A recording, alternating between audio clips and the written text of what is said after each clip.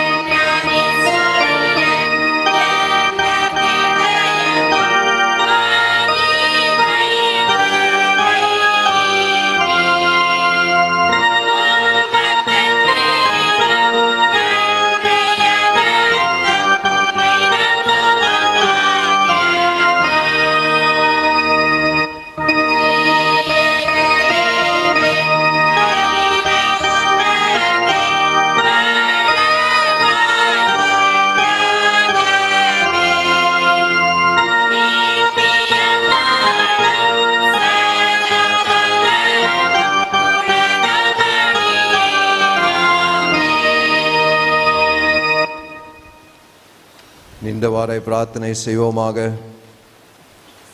எல்லா இருதயங்களையும் எல்லா விருப்பங்களையும் எல்லா ரகசியங்களை அறிந்திருக்கிற சர்வ வல்லமையுள்ள தேவனே, நாங்கள் தேவனிடத்தில் பரிபூர்ணமாய் அன்பு கூறவும் உமது பரிசுத்த நாமத்தை உத்தமமாய் மகிமைப்படுத்தவும் உமது பரிசுத்த ஆவியின் ஏவுதலால் எங்கள் இருதயத்தின் சிந்தனைகளை சுத்தம் பண்ணியருள எங்கள் கர்த்தராய் கிறிஸ்துவின் மூலமாய் உம்மை வேண்டிக் கொள்கிறோம்.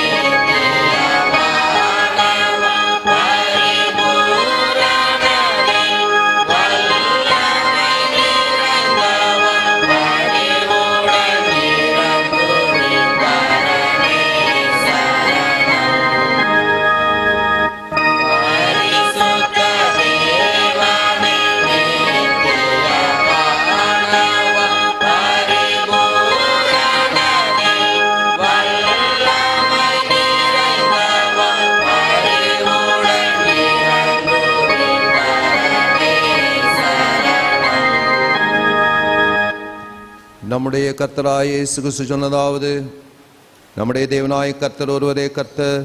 உன் தேவனாய கர்த்தரிடத்தில் உன் முழு இதயத்தோடும் உன் முழு ஆத்மாவோடும் உன் முழு மனதோடும் உன் முழு பலத்தோடு அன்பு கூர்வாயாக என்பதே பிரதான கற்பனை. இதற்கு ஒப்பாயிருக்கிற இரண்டாம் கற்பனை என்னவென்றால், உன்னிடத்தில் அன்பு கூறுவது போல் பிறனிடத்தில் அன்பு கூர்வாயாக என்பதே. இவைகளிலும் பெரிய கற்பனை வேறொன்றுமில்லை. இவ்விரண்டு கற்பனைகளிலும் நியாயப்பிரமாண முழுமையும் தீர்க்கதரிசனங்களும் அடங்கியிருக்கிறது என்பதே.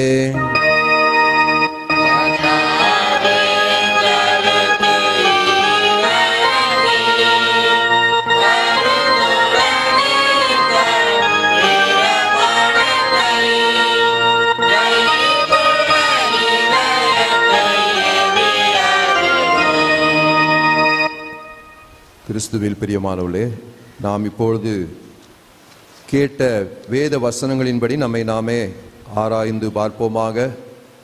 கர்த்தருடைய வேதம் சொல்வது, மனுஷனுக்கு புறம்பே இருந்து அவனுக்குள்ளே போகிறதொன்று அவனை தீட்டுப்படுத்த மாட்டாது, அவன் உள்ளத்திலிருந்து புறப்படுவதிலே அவனை தீட்டுப்படுத்தும். ஆகவே நாம் நம்முடைய குற்றங்களை உணர்ந்து பாவ மன்னிப்பை பெறும்படியாக தேவ சமூகத்திலே முழங்கால் படியிட்டு நம்மை நாமே ஆராய்ந்து பார்ப்போமாக. ஜெபம் பண்ண கடவோம். கர்த்தருடைய சமூகத்திலே நாம் வரும்போதெல்லாம் பாவிகள் என்ற உணர்வோடும் பாவத்தை அறிக்கை செய்யும்போது கர்த்தர் மன்னிப்பார் என்கிற விசுவாசத்தோடும் நம்முடைய பாவங்களை மனத்தாழ்மையாய் பாவ அறிக்கையின் ஜெபத்தின் மூலமாக சேர்ந்து சொல்லுவோமாக. மனதுருக்கத்தின் ஆண்டவரே, சகோதர சகோதரிக்கு விரோதமாக பாவம் செய்துள்ளோம் என்று அறிக்கையிடுகிறோம். கிறிஸ்துவின் சொல்லியும் தீமை விட்டு விலகவில்லை. இயேசு கிறிஸ்துவின் நீதி வழியில் நாங்கள் உண்மையாக பின்பற்றவில்லை. இந்த விடுதலை அருள்பணியில் உலகில் மோடு நாங்கள் சேர்ந்து செயலாற்றவில்லை என்று அறிக்கையிடுகிறோம். கிருபை நிறைந்த ஆண்டவரே, நிறைந்த இரக்கத்தினால் பாவமரங்களை சுத்திகரியும். பரிசுத்தாவினால் விடுதலை பெறவும் புது ஜீவனுள்ளவர்களாய் வாழவும் உம்மோடும் சக மனிதரோடும் சமாதானத்தோடு வாழவும் அருள் புரிந்தள்ளோம். ஆமென். இயேசு கிறிஸ்துவின் மூலமாய் கர்த்தரிடம் உண்மையாய் மனம் திரும்புகிற யாவருக்கும் அருளப்படுகிற கிருபை நிறைந்த தேவவசனங்களை கேளுங்கள். உங்கள் பாவங்கள் சிவேர் என்றிருந்தாலும் உறைந்த மழையைப் போல் வெண்மையாகும். அவைகள் தாமர சிவப்பாயிருந்தாலும் பஞ்சை போலாகும். நீங்கள் மனம் திரும்பி செவி கொடுத்தால் தேசத்தின் நன்மை புசிப்பீர்கள். நான் அவர்கள் அக்கிரமத்தை மன்னித்தவர்கள் பாவங்களை இனி நினையாதிருப்பேன். மேற்குக்கு கிழக்குக்கு எவ்வளவு தூரமோ அவ்வளவு தூரமாய் அவர் நம்முடைய பாவங்களை நம்மை விட்டு விலக்கினார். தேவன் தம்முடைய ஒரே பேரான குமாரனை விசுவாசிக்கிறவன் எவனோ அவன் கெட்டு போகாமல் நித்திய ஜீவனை அடைமடிக்க அவரை தந்தருளி இவ்வளவாய் உலகத்தில் அன்பு கூர்ந்தார். பாவிகளை ரட்சிக்க கிறிஸ்து இயேசு உலகத்தில் வந்தார் என்கிற வார்த்தை உண்மையும் எல்லா அங்கீகரிப்புக்கும் பாத்திரமானது.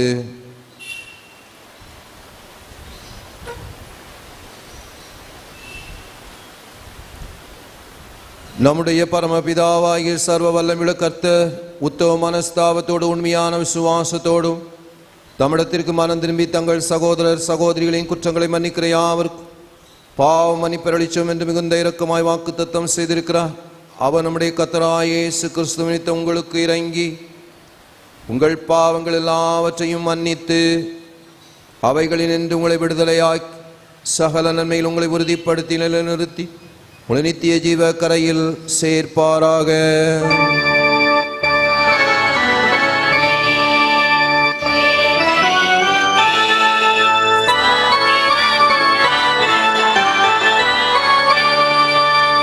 கர்த்தர் உங்களோடு இருப்பாராக.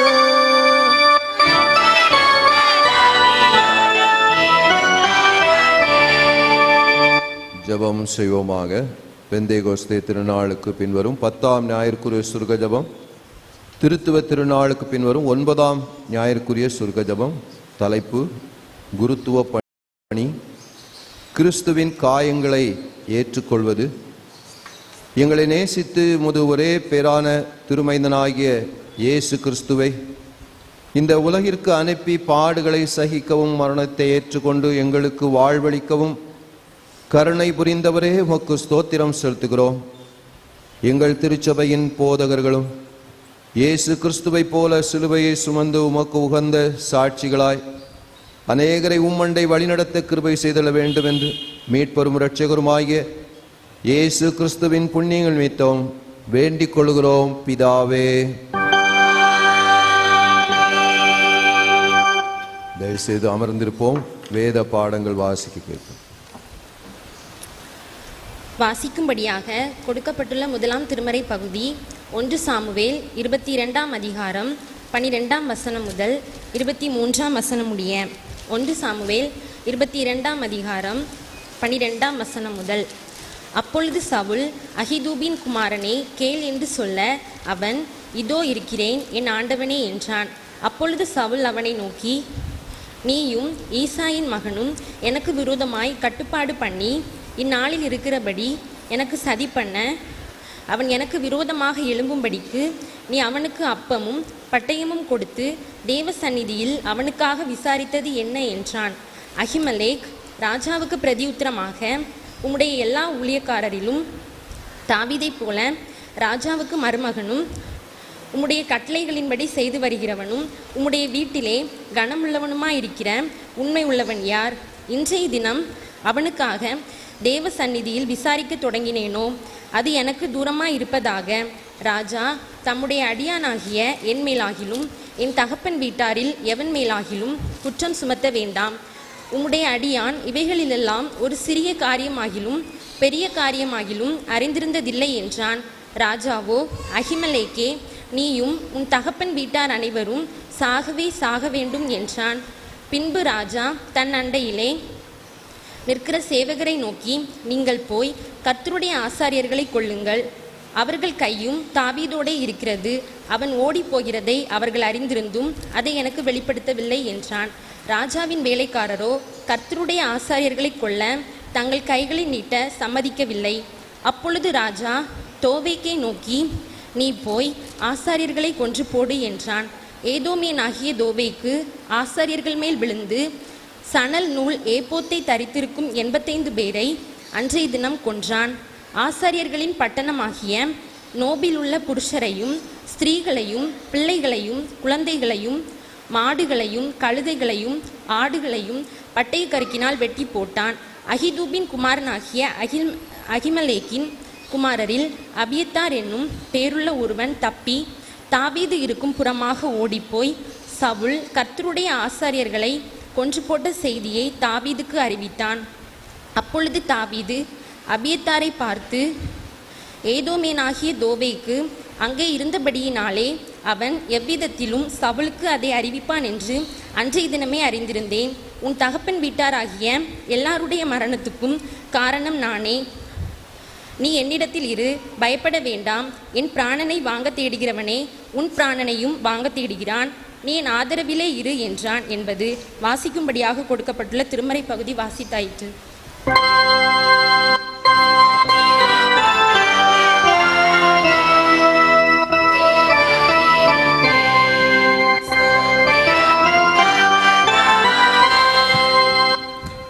வாசிக்கும்படியாக கொடுக்கப்பட்டுள்ள நிருப பகுதி கலாத்தியர் 6ஆம் அதிகாரம் 11ஆம் வசனம் முதல் அந்த அதிகாரம் முடிய. கலாத்தியர் 6ஆம் அதிகாரம் 11ஆம் வசனம் முதல். என் கையெழுத்தாய் எவ்வளவு எழுதினேன் என்று பாருங்கள். மாம்சத்தின்படி நல் வேஷமாய் காணப்பட விரும்புகிறவர்கள் எவர்களோ அவர்கள் தாங்கள் கிறிஸ்துவுடைய சிலுவை நிமித்தம் துன்பப்படாதபடிக்கு உங்களை விருத்த சேதனம் பண்ணி கொள்ள கட்டாயம் பண்ணுகிறார்கள். விருத்த சேதனம் அடைந்திருக்கிற அவர்களும் நியாயப்பிரமாணத்தை கை கொள்ளாமல் இருக்கிறார்கள். அப்படி இருந்தும் அவர்கள் உங்கள் மாம்சத்தை குறித்து மேன்மை பாராட்டும்படிக்கு நீங்கள் விருத்த சேதனம் பண்ணி கொள்ள வேண்டும் என்று விரும்புகிறார்கள். நானோ நம்முடைய கர்த்தராகிய இயேசு கிறிஸ்துவின் சிலுவையை குறித்தே அல்லாமல் வேறொன்றையும் குறித்து மேன்மை பாராட்டாதிருப்பேனாக. அவரால் உலகம் எனக்கு சிலுவையில் அறையுண்டிருக்கிறது, நானும் உலகத்திற்கு சிலுவையில் அறையுண்டிருக்கிறேன். கிறிஸ்து இயேசுக்குள் விருத்த சேதனம் ஒன்றுமில்லை, விருத்த சேதனம் இல்லாமையும் ஒன்றுமில்லை, புது சிருஷ்டியே காரியம். இந்த பிரமாணத்தின்படி நடந்து வருகிறவர்கள் எவர்களோ அவர்களுக்கும் தேவனுடைய இஸ்ரவேலுக்கும் சமாதானமும் இரக்கமும் உண்டாயிருப்பதாக. இனிமேல் ஒருவனும் எனக்கு வருத்தம் உண்டாகாதிருப்பானாக. கர்த்தராகிய இயேசு கிறிஸ்துவினுடைய அச்சடங்களை நான் என் சரீரத்திலே தரித்து கொண்டிருக்கிறேன். சகோதரரே, நம்முடைய கர்த்தராகிய இயேசு கிறிஸ்துவின் கிருபை உங்கள் ஆவியுடனே கூட இருப்பதாக. ஆமேன். இது ஆண்டவரின் திருவார்த்தை.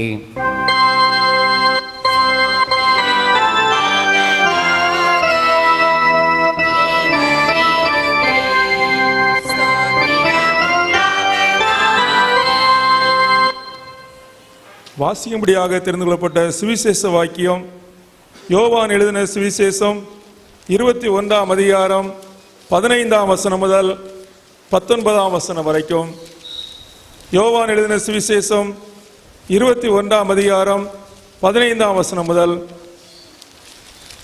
அவர்கள் போஜனம் பண்ணின பின்பு இயேசு சீமோன் பேதுருவை நோக்கி, யோனாவின் குமாரனாகிய சீமோனே, இவர்களிலும் அதிகமாய் நீ என்னிடத்தில் அன்பாய் இருக்கிறாயா என்றார். அதற்கு அவன், ஆம் ஆண்டவரே, உம்மை நேசிக்கிறேன் என்பதை நீர் அறிவீர் என்றான். அவர், என் ஆட்டுக்குட்டிகளை மேய்ப்பாயாக என்றார். இரண்டாம் தரம் அவர் அவனை நோக்கி, யோனாவின் குமாரனாகிய சீமோனே, நீ என்னிடத்தில் அன்பாய் இருக்கிறாயா என்றார். அதற்கு அவன், ஆம் ஆண்டவரே, உம்மை நேசிக்கிறேன் என்பதை நீர் அறிவீர் என்றான். அவர், என் ஆடுகளை மேய்ப்பாயாக என்றார். மூன்றாம் தரம் அவர் அவனை நோக்கி, யோனாவின் குமாரனாகிய சீமோனே, நீ என்னை நேசிக்கிறாயா என்றார். என்னை நேசிக்கிறாயா என்று அவர் மூன்றாம் தரம் தன்னை கேட்டபடியினாலே பேதுரு துக்கப்பட்டு, ஆண்டவரே, நீர் எல்லாவற்றையும் அறிந்திருக்கிறீர், நான் உம்மை நேசிக்கிறேன் என்பதையும் நீர் அறிவீர் என்றான். இயேசு, என் ஆடுகளை மேய்ப்பாயாக என்றார். நீ இள வயதுள்ளவனாய் இருந்தபோது உன்னை நீ அறை கட்டி கொண்டு உனக்கு இஷ்டமான இடங்களில் நடந்து திரிந்தாய். நீ முதிர் வயதுள்ளவனாகும் போது உன் கைகளை நீட்டுவாய், வேறொருவன் உன் அறையை கட்டி உனக்கு இஷ்டமில்லாத இடத்துக்கு உன்னை கொண்டு போவான் என்று மெய்யாகவே மெய்யாகவே உனக்கு சொல்லுகிறேன் என்றார். இன்ன விதமான மரணத்தினாலே அவன் தேவனை மகிமைப்படுத்தப் போகிறான் என்பதை குறிக்கும்படியாக இப்படி சொன்னார். அவர் இதை சொல்லிய பின்பு அவனை நோக்கி, என்னை பின்பற்றி வா என்றார். இது கிறிஸ்துவின் நற்செய்தி.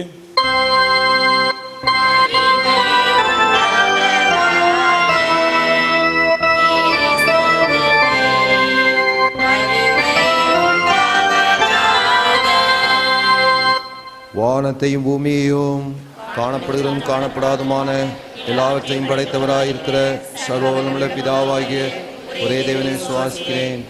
ஒரே கர்த்தருமாய் தேவனே பேரான குமாரனாய் இருக்கிற இயேசு கிறிஸ்துவை விசுவாசிக்கிறேன். அவர் தமது பிதாவினாலே ஜனிப்பிக்கப்பட்டவர், தெய்வத்தில் தெய்வமானவர், ஜோதியில் ஜோதியானவர், மெய் தேவனில் மெய் தேவனானவர், உண்டாக்கப்படாமல் ஜனிப்பிக்கப்பட்டவர், பிதாவுடைய ஒரே தன்மையுடையவர், சகலத்தை உண்டாக்கினவர், மனிதராகி நமக்காகவும் நமக்கு ரட்சிப்புண்டாகும் மரமடத்தில் இறங்கி பசுத்தாவினாலே என்னிடத்து அவதரித்து மனுஷனானார். நமக்காக பொந்திகளாட்டின் காலத்தில் சிறுவரை பாடுபட்டார். வேத வாக்கின்படி 3ஆம் நாள் உயிர்த்தெழுந்தார். பரமண்டலத்துக்கு ஏறி பிதாவின் வலது வாசத்தில் வீற்றிருக்கிறார். உயிருள்ளோரை மரித்தோரை நியாயந்தீர்க்க மகிமையிலே திரும்ப வருவார். அவருடைய ராஜ்யத்துக்கு முடிவில்லை. கர்த்தருமாய் ஜீவனை கொடுக்கிறவருமாய் பிதாவும் குமாரன் என்று புறப்படுகிறவருமாய் பிதாவோடு குமாரனோடு கூட தொழுது தோத்திரிக்கப்படுகிறவருமாய் தீர்க்கதரிசிகள் மூலமாக உரைத்தவராயிருக்கிற பரிசுத்தாய் விசுவாசிக்கிறேன். ஒரே பரிசுத்த பொதுவான அப்போஸ்தல திருச்சபையை விசுவாசிக்கிறேன். பாவமணி நியமிக்கப்பட்ட ஒரே ஞான ஸ்நானத்தை அறிக்கையிடுகிறேன். மரித்தோர் உயிர்த்தெழுதலும் நன்மைக்குரிய ஜீவன் உண்டாகும் என்று காத்திருக்கிறேன். ஆமேன்.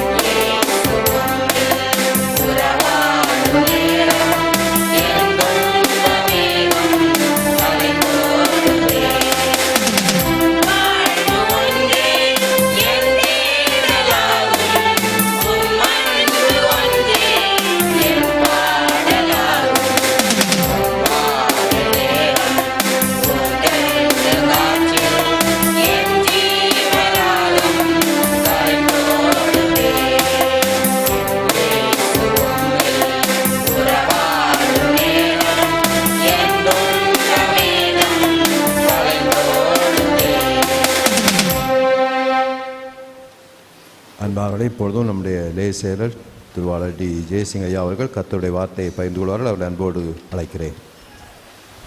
நாமத்தில் யாவரையும் வாழ்த்துகிறேன், வரவேற்கிறேன். அதிகார வேளையில் கூட ஆண்டவரை நினைக்கும்படியாய் கர்த்தர் கொடுத்த ஒரு பெரிய பாக்கியத்தை நினைத்து நாம் கடவுளுக்கு நன்றி செலுத்தலாம். 6 மாதங்களை ஆண்டவர் பாதுகாத்து 7வது மாதத்தை காணும்படி எனக்கு பெரிய கிருபை ஆண்டவர் வாழ்க்கையை தந்திருக்கிறார். இந்த கிருபைகளுக்காக கூட கடவுளுக்கு நன்றி செலுத்தலாம். எனக்கு இப்படிப்பட்ட வாய்ப்பை கொடுத்த அன்பு போதகர் சுரேஷ் ஐயா அவங்களுக்காகவும் விசேஷமாக நான் கடவுளை நன்றி செலுத்துகிறேன். என்னுடைய திருச்சபையில் அவங்க பங்களாச்சோடையில் இருந்தாங்க, அடைக்கலப்பட்டத்தில் இருந்தாங்க. நல்ல தெய்வ மனுஷன், அதற்காக கூட நன்றி செலுத்துகிறேன். நம்முடைய மத்தியில் வந்திருக்கிற நம்முடைய ஜட்ஜி ஐயா அவளுக்காக கூட நன்றி செலுத்துகிறேன். நம்முடைய திருமண்டலம் சீர்படுவதற்காக உழைத்த நீதி அரசர்கள் அவங்க ஒருத்தர் 3 பேர் இருந்தாங்க. பால் வசந்தகுமார், ஜோதிமணி ஐயா 3 பேருக்கு ஆண்டவர் கொடுத்தார். பெரிய விடுதலை ஆண்டவர் கொடுத்த பிரிவுகளுக்காக கூட நன்றி செலுத்துகிறேன். ஒவ்வொரு நாட்களும் கடவுளை துதிக்கும்படியாய் கடவுள் கொடுத்த பெரிய கிருபைகளுக்காக கூட நன்றி செலுத்துகிறேன். இந்த வாரத்தோடு நமக்கு குருத்துவ பணி ஐயா சொன்னால் கேட்டேன். குருத்துவ பணி சொன்னாங்க, ரொம்ப சந்தோஷமாக இருந்தது. அங்கே வாசித்த வேத பாடத்தை வாசிக்கும் போது ரொம்ப எனக்கு பிடித்தமான வேத பகுதி 1 சாமுவேல் வாசிக்கும் போதும் சாமுவேலை குறித்து கடவுள் கொடுத்த பெரிய வார்த்தை, சவுல் இப்படி அழிந்தான், சாமுவேல் இப்படி உயர்த்தப்பட்டான். அதை பார்க்கும்போது ரொம்ப சந்தோஷம். அதே போல் சுவிசேஷ வேத பாடத்தில் ஆண்டவர் பேதுருவை எப்படி அழைத்தார், அதை நினச்சி பார்க்கும்போது ரொம்ப சந்தோஷம். கர்த்தர் தாமே இப்படி ஆசீர்வதித்து வழிநடத்தி காத்துக்கொள்ள வேண்டும். தலையை தாழ்த்தி நோக்கி பார்க்கலாம். ஆண்டவரே,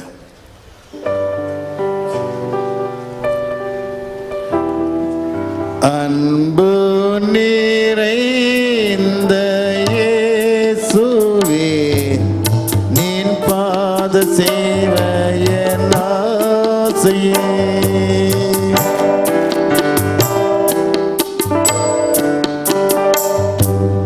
அன்பு நிறைந்த இயேசுவே, நின் பாத சேவைய ஆசையே,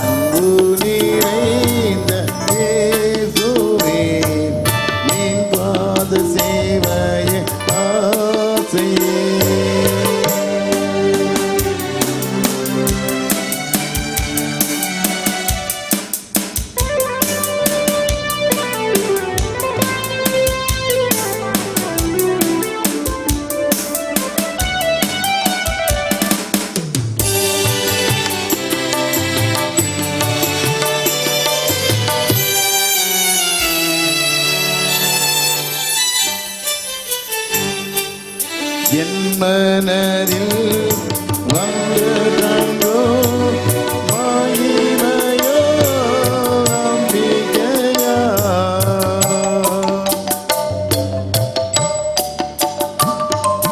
என் மனதில் வந்து தங்கோ மகிமையோ அம்பிகையா. நீ பெருக நான் சீருக உம்மில் மகிழ்ந்து நான் ஜீவிப்பேன். நீ பெருக நான் சீருக உம்மில் மகிழ்ந்து நான் ஜீவிப்பேன்.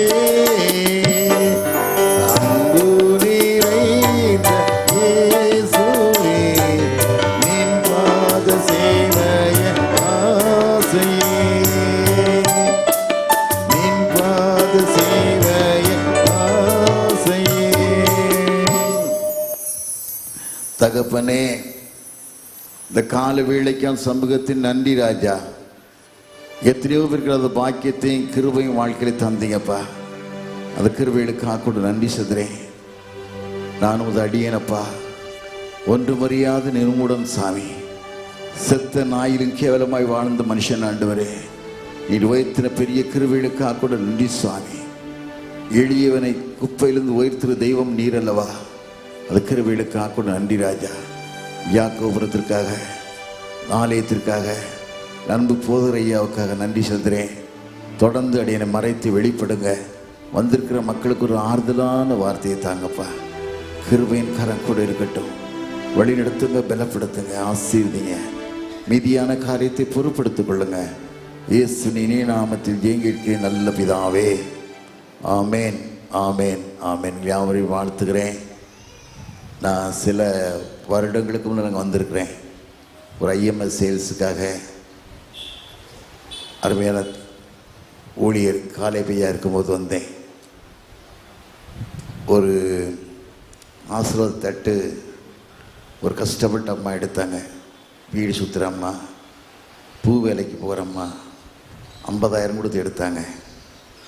எனக்கு சந்தோஷமாக இருந்தது. இந்த அம்மா தான் எல்லாம் எடுத்தாங்க. நினச்சி பார்த்து அவளை எல்லா இடத்துலையும் அவங்களுக்கு போகிற இடத்துல சாட்சி சொல்லுவேன். அவங்க இன்றைக்கி எப்படி இருக்காங்கன்னு தெரியும். இந்த சபையில் உள்ளவங்க தான். கர்த்தர் நிச்சயமாக எல்லாரையும் விசேஷமாக ஆசிரியத்து காத்துக்கொள்வாராக, வழி நடத்துவாராக.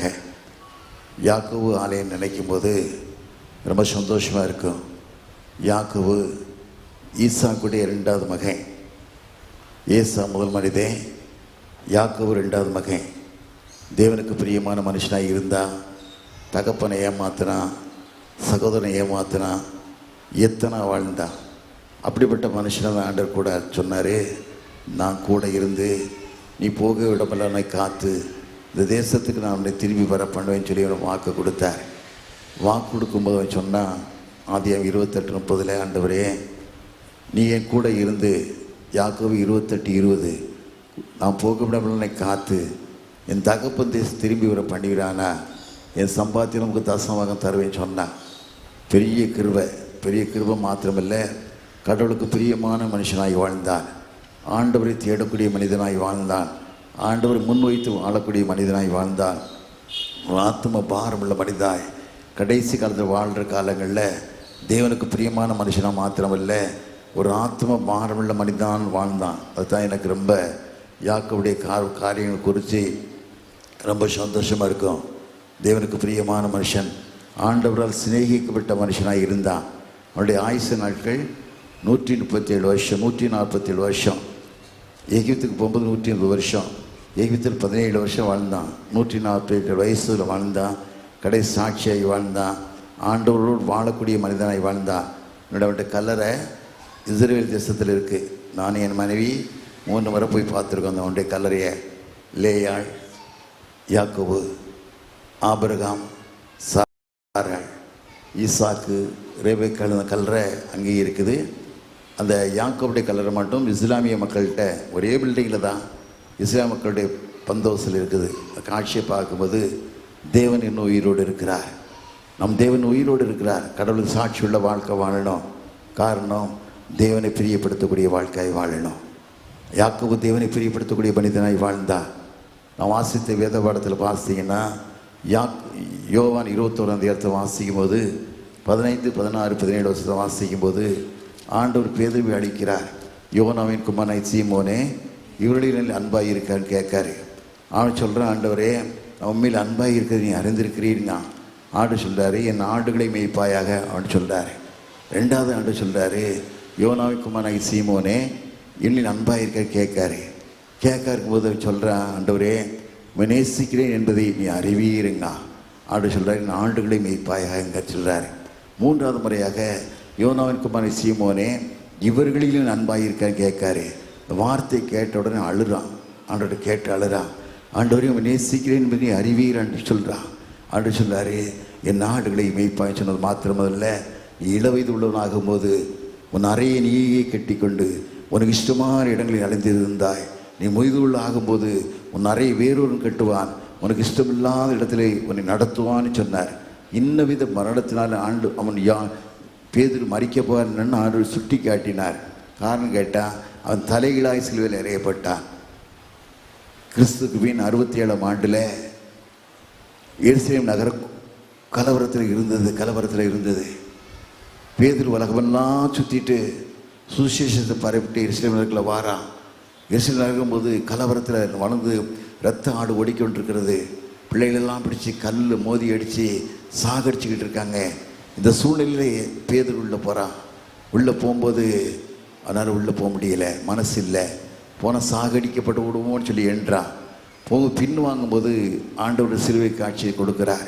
சிலுவை காட்சி கொடுத்து ஆண்டவர் சிலுவை சுமந்து கொண்டு பாரமான இருதயத்தோடு, வேதனை உள்ள காரியத்தோடு, அழித்த சரீரத்தோடு, நொறுக்கப்பட்ட சரீரத்தோடு எருசலேமுக்கு போய்கிட்டு இருக்கார். அவன் கேதற்கு, ஆண்டவரே என்ன ஐயான்னு கேட்கா. நான் சொல்கிறாரு, உனக்கு நான் சிலுவையில் இன்னும் ஒரு அறையப்பட போகிறேன் அப்படின்னு சொன்னார். எதுக்கு? என் வார்த்தைக்கு நீ கீழ்ப்படியாக போயிட்டியப்பா அப்படின்னு சொல்லும்போது அவன் சொன்னான், கண்ணீர் ஆண்டவரே நான் போகிறேன் அப்பான்னு சொல்லி போயிட்டோம். தலையிலாய் சிலையில் அறையப்பட்டான். காரணம் கேட்டால் பாடுகள் வரும், நிந்தனைகள் வரும். உன் வாழ்க்கை ஆண்டவரை பிரியப்படுத்தக்கூடிய வாழ்க்கையாக இருக்கணும். தேவனுக்கு உண்மை உள்ள வாழ்க்கையாக இருக்கணும். ஆண்டவர் விரும்புகிறார். வேதத்தில் வாசிக்கிறோம், நீதிமொழிகள் 28:20 வாசிக்கும் போது, உண்மையுள்ள மனுஷன் பரிபூரணமான ஆசீர்வாதத்தை பெறுவான், ஐஸ்வர்யவன் ஆகிறதுக்கு தீவிக்கிறவனோ ஆக்கணிக்கு தப்பான்னு சொல்லி வேதத்தில் வாசிக்கிறோம். உங்கள் வாழ்க்கை ஆண்டவரை பிரியப்படுத்தக்கூடிய வாழ்க்கையாக இருக்கிறதா? உண்மை உள்ள வாழ்க்கையாக இருக்கிறதா? பேதுருவை போல ஆண்டவரே மன்னங்கசந்து எழுதக்கூடிய வாழ்க்கை மாத்திரமல்ல, நான் போகிறேன் ஆண்டவரேன்னு சொல்லி கண்ணீரோடு போகக்கூடிய வாழ்க்கையாக இருக்கிறதா? ஆண்டவர் கண்ணீர் விட்டு அழுது கொண்டிருக்கிறார். வலதுகைக்கும் இடதுகைக்கும் வித்தியாசம் தெரியாத 120,000 பேருக்காக நான் மனஸ்தாபப்படாமல் இருப்பேன்னு சொல்லி நினைவேக்கப்பட்டது கண்ணீர் விட்டு அழுத ஆண்டவர் வலதுகைக்கும் இடதுகைக்கும் வித்தியாசம் தெரியாத நிலையில் தெய்வம் இல்லாததான் தெய்வம்னு சொல்லி ஏமாந்து வாழ்ந்து கொண்டிருக்கிற 137 கோடி ஜனங்களுக்காக ஆண்டவர் கண்ணீர் விட்டு அழுது கொண்டிருக்கிறார். என் ஊழியத்தை செய்ய நீ வருவாயா? ஒரு தாகமுள்ள காரியத்தோடு வருவாயா? ஆண்டவர் கேட்டுக்கொண்டிருக்கிறார். வேதத்தில் வாசிக்கமில்லை. எசேக்கியேல் 30:22 வாசிக்கும் போது, நான் தேசத்தை அழிக்காதபடிக்கு சுவரை அடைக்கத்தக்க மனுஷனை தேடினேன், ஒருவனையும் காணே என்று சொல்லுகிறார். வேதத்தில் வாசிப்பாரு. எசேக்கியேல் 22:30 வாசிக்கும் போது, ஒருவனை தேடினேன், ஒருவனையும் காணேன் என்று சொல்லுகிறார். கடவுளுக்கு நீ வாழ வருவான்னு கேட்கறது. உலகம் அழிஞ்சு போகிற உலகத்தில் உலகத்தை யாரும் ஒன்றும் கொண்டு வந்ததில்லை.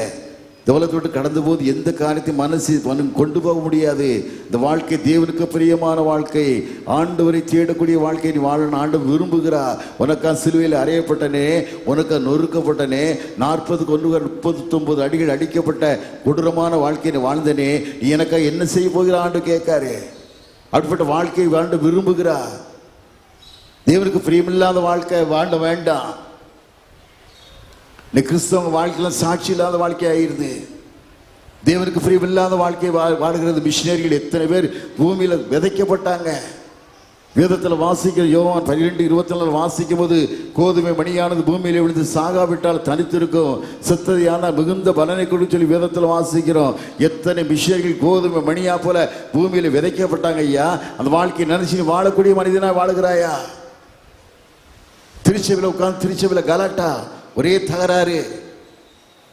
நீ 300 ரூபா சந்தா கட்டப்பட்ட பரலோகத்துக்கு போயிட முடியாது. திருமணம் வாசிக்கிறது அறிக்கை வசதி அந்த ஃபீஸ்னு கட்டுற. அறிக்கை ஐயர்வாள் அறிக்கை வாசது 300 பணத்தை கட்டுற, கல்றத்தோட்டத்துக்கு போகிறத 300 கட்டுற, பரலத்துக்கு போக முடியாது. ஆண்டவர் சொல்லுவார், உன்னை அறியேன் அக்கிரம செய்யக்காரனே, இவன்ட்டு அகன்றுவோர் ஆண்டவர் சொல்றாரு. 2 மாற்று வஸ்திரம், 2 தாலந்து வெள்ளி. கியாசி நிலைமை என்ன? 2 மாற்று வஸ்திரத்துக்கு ஆசைப்பட்டான், 2 தாலந்து வெள்ளிக்கு ஆசைப்பட்டான். சந்ததி சந்ததியா குஸ்ரோயாய் மாறியான்னு சொல்லி விதத்தில் வாசிக்கிறோம். நீ திருச்ச பணத்தை எடுத்துக்கொண்டு திருச்சியில் உட்கார்ந்து கொண்டு ஆண்டவர் பார்ப்பார் மன்னிப்பார் சொல்லி எண்ணியில் விளையாடி கொண்டு இருக்காத. நியாயாதிபதி ஆண்டவர் போகிறார். வேதத்தில் வாசிக்கிறோம். மத்தேயு 25:19 வாசிக்கும் போது நியாயாதிபதி கணக்கு கேட்கக்கூடிய எஜமான ஆண்டவர் வந்து வரப்போகிறார். இந்த நாட்கள் வாழ நீ எப்படிப்பட்ட வாழ்க்கை வாழ்ந்து கொண்டு இருக்கிறார்? புரோஜனம் இல்லாத வாழ்க்கை வாழாத. பணம் ஒன்று வாழ வைக்க முடியாது. எவ்வளவு மக்கள் கஷ்டப்படுறாங்க, எவ்வளவு மக்கள் கண்ணீர் வடிக்காங்க, எவ்வளவு மக்கள் வாழ்றாங்க. ஒரு பாரம் இல்லாத வாழ்க்கை இன்னைக்கு கிறிஸ்தவ வாழ்ந்துகிட்டு இருக்கான்.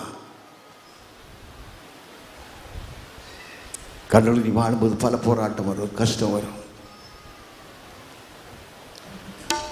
முச்செடி போல பற்றிடுமே மோசமடையாய் நீ முற்றிடுமே. முச்செடி போல பற்றிடுமே மோசமடையாய் நீ முற்றிடுமே. ஏங்கிடாதே நீ நேசரதில் தோன்றுவாரே.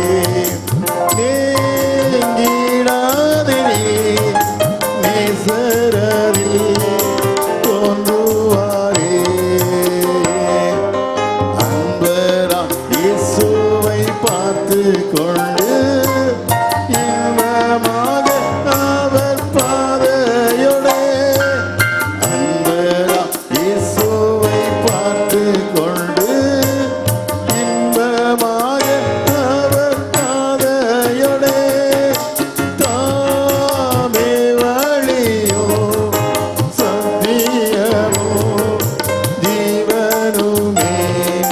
தாமே வழியோ சத்தியமோ ஜீவனுமே.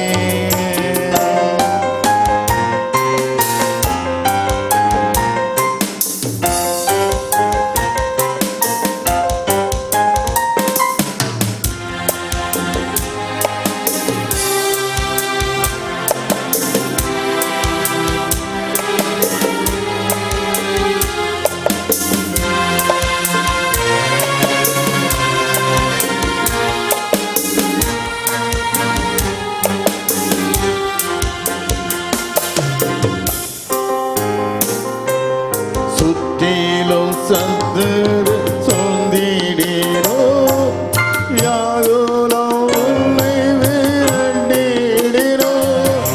சுற்றிலும் சத்துரு சொந்திடோ யாகுலோ உன்னை விரண்டிடோ. ஓ நேசரதில் இன்ப சத்தம் இந்திடுவா.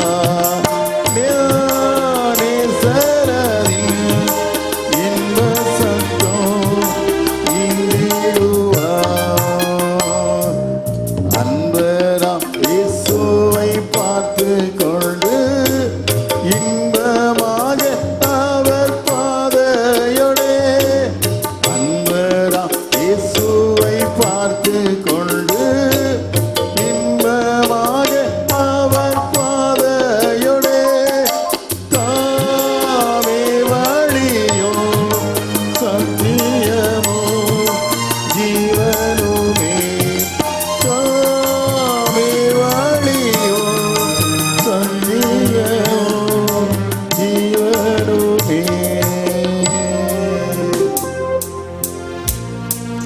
கடந்த மாதத்தில் மூவி இருந்தாலும் ஒரு ஊருக்கு போயிருந்தேன். ஒரு மகள் குழந்தைய இடுப்பு வச்சுட்டு ஓடி வந்து அப்படியே என் பாதத்தில் விழுந்தா. ஏமாண்ணே ஐயா 17 லட்ச ரூபா கொடுத்து ஏமாத்துட்ட ஐயா வேலைக்காக. எனக்கு பணம் தரல, வேலையும் கிடைக்கல. கான்ட்ராக்டில் வேலை போட்டு தரேன்னு 5000 ரூபா கொடுத்தாங்க ஐயா. இல்லை வட்டி கட்ட முடியலன்னு சொல்லி மகள் அழுதா. 4 நாளைக்கு முன்னால் ஜான்ஸ் காலேஜ் போயிருந்தேன் ஒரு ரூம் திறக்கலான்ட்டு. அப்போ ஒரு மகள் அழுதா, எனக்கு 2 குழந்தைகள், வேலை தரேன்னு சொல்லி ஏமாற்றி 40 லட்சத்துக்கு மேலே வாங்கிட்டாங்க ஐயா.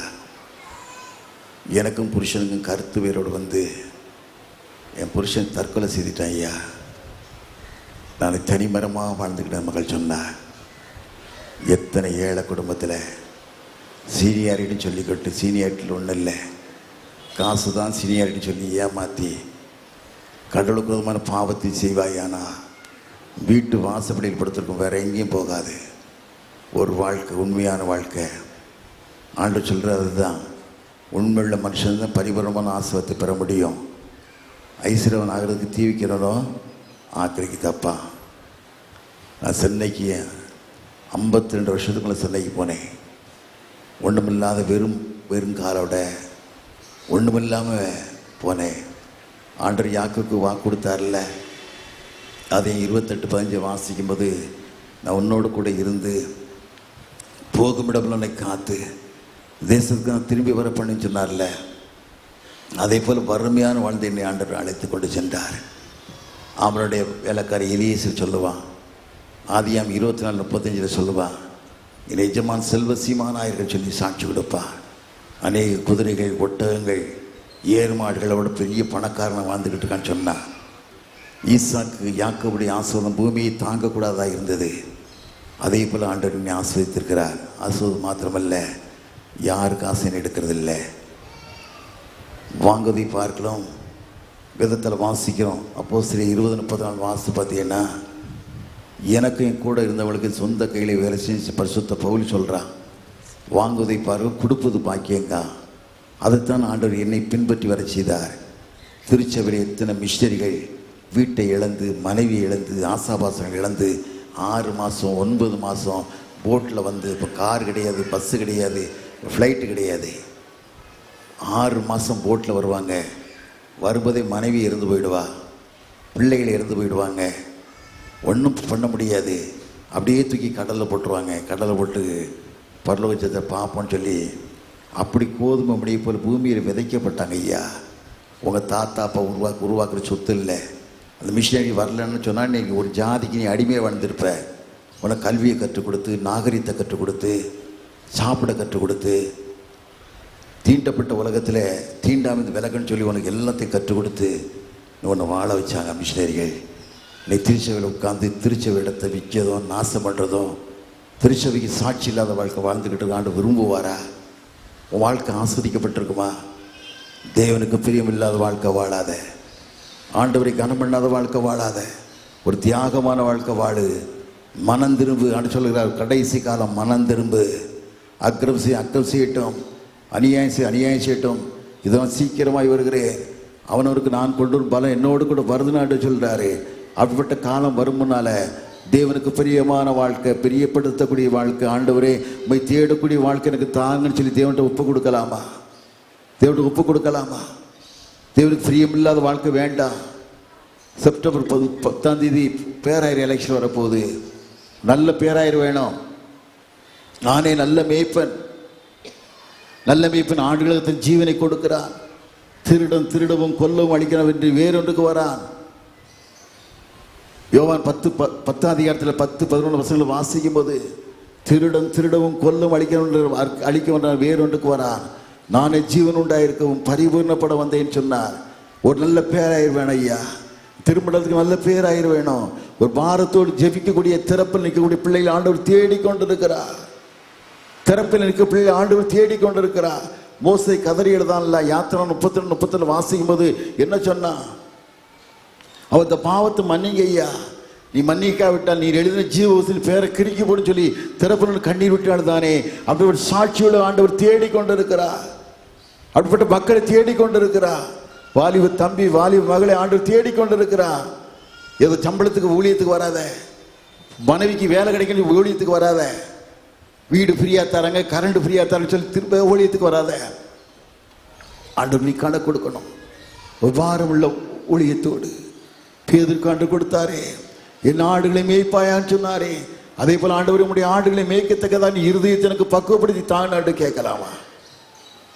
தலையை தாழ்ச்சி உணவுமா நோக்கி பார்க்கலாமா? கண்டுனை அழைத்தவர் பரமதை அவர் கைவிடாதிருப்போ. கண்டுனை அழைத்தவர் பரமதை அவர் கைவிடாதிருப்போ. அழுகள் தோறும் உனக்கவர் அளித்த ஆசிகளை எண்ணிவோ. அழுகள் தோறும் உனக்கவர் அளித்த ஆசிகளை எண்ணிவோ. எண்ணிவோ எண்ணிவோ எண்ணிவோ என்றும் அதை எண்ணிவோ என்றும் அதை எண்ணிவோ. காப்போ உன்னை காப்போ, காத்தவர் காப்போ, இன்னும் இனிமேல் காத்திடுவார். கலங்காதே மனமே, காத்திடுவார்.